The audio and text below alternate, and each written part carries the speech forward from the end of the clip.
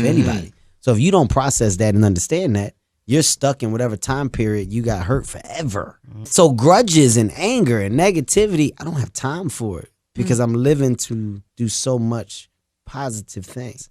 I can't stand in the past and bathe in what was wrong. They say like 50% of businesses fail. And I think what happens for a lot of first-time business owners, they're coming out of a job. So they're coming out of an employee mindset. And I know this one guy, for example, in Phoenix, Arizona, and he decided he was going to start his own business. And he had been an employee all his life. So what's the first thing he does? He goes and rents a nice office space. Then he buys all the nice furniture. Then he gets a secretary. He hasn't made not $1, and he spends all this because he thinks that's what an entrepreneur looks like. Versus, go make the money first, then go rent your office. If you even need an office, start out of your home. We all started, all the entrepreneurs, successful entrepreneurs I know, all started out of their home. People go to school and they're spending $8,000, $10,000 a year, and they have no idea what they want. Just stop. Just stop. Wait a second before you sign all those loans, before you put yourself in debt for the rest of your life, and say, what do I want to do with my life?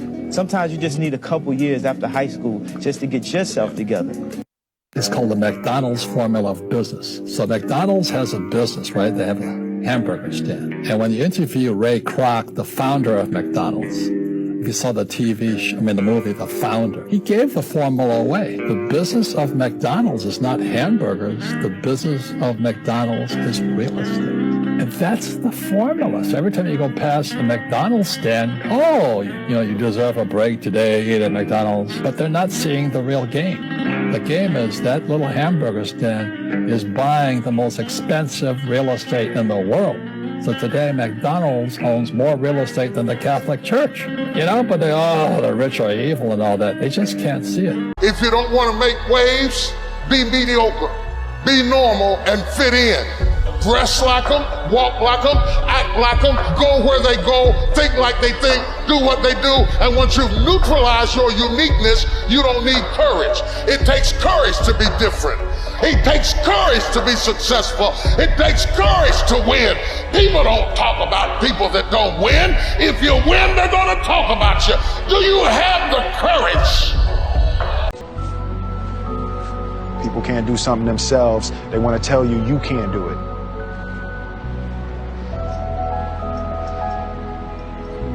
You want something, go get it. Period.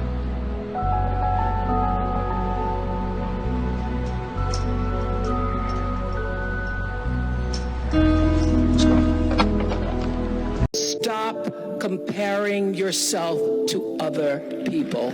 You're only on this planet to be you, not someone else's imitation of you. We all get to choose our life stories, and it's the choices that define us, not our gifts. Everybody in this room has many gifts. I have many gifts. You can never be proud of your gifts because they're gifts. They were given to you. You might be tall, or you might be really good at math, or you might be extremely beautiful or handsome, or there are many gifts, and you can only be proud really of your choices because those are the things that you are acting on. And one of the most important choices that each of us has is you can choose a life of ease and comfort, or you can choose a life of service and adventure. Your biggest enemy is you. People don't understand it's you against you.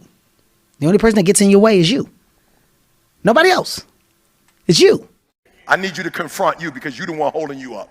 I need you to confront you. I need you to look in the mirror and tell you, you are not going to do me like this no more. You're not going to continue to sabotage me. You're not. You're not going to keep procrastinating. I need you. You're not. I used to work at a car wash. I made $30 a day from 8 in the morning to 8 at night. So they basically let you know you got to live off your tips. So you got to really go hard. And so I used to let them know I'd do anything for you. I'll wash the car. If you leave me $20, I'll fill your tank up. If you left me with enough time, I'll put your cassettes in alphabetical order. Whatever it is, I think that may be the small difference between the ones who really go get it and the ones who just talking. You will never succeed more than you fail. That's not how it works. You know why? Because failure is a wonderful teacher. It's the only way to learn. You have to fail. Failure is a part of the process to becoming successful. I tell people this all the time. Michael Jordan, the greatest basketball player in the world, he took 946 game-winning shots. He has missed over 700 times, but he has made 146. You know what they write about? When he make it. They write about when you make it. So guess what? When you get through failing, all you gotta do is make one. Shit, who you know that gets it right all the time? That's impossible. You have to fail. Matter of fact, when you fail, be glad about it. Every time you fail, you're one step closer. You don't own something, you're not the boss. You have to take full responsibility for everything that you do. Why be subservient? You must be the master of your own kingdom. You can't just walk into things with your eyes half open. You'll walk into things with your eyes fully open. You've got to know what you're getting into.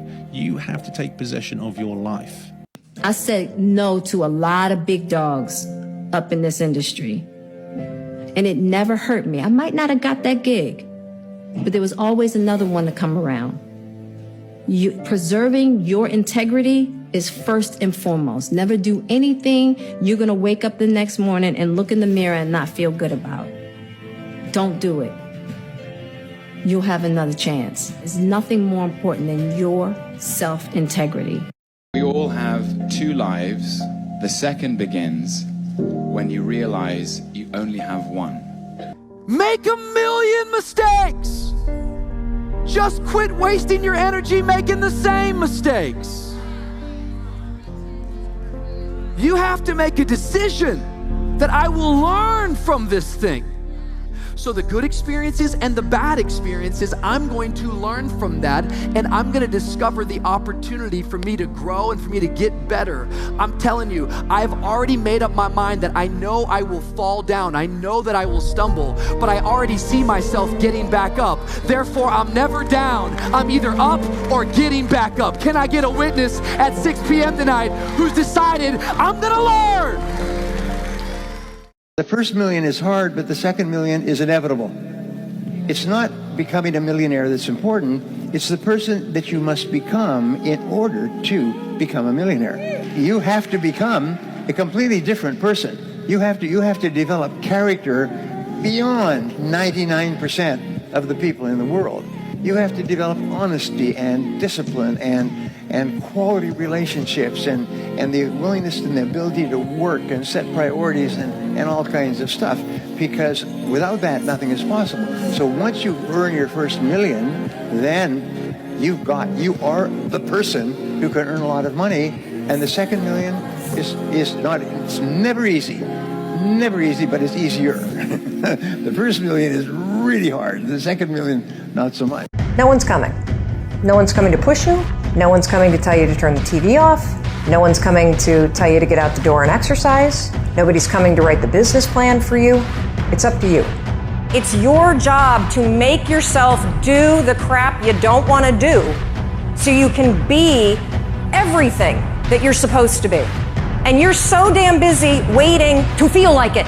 And you're never going to. You've got to parent yourself. You got to push yourself. If you didn't make it in your 20s, you can make it in your 30s. And if you didn't make it in your 30s, you can make it in your 40s. And if you didn't make it in your 40s, you can make it in your 50s. And just remember Grandma Moses. She was a painter. And she didn't start painting until, I think, in her 80s.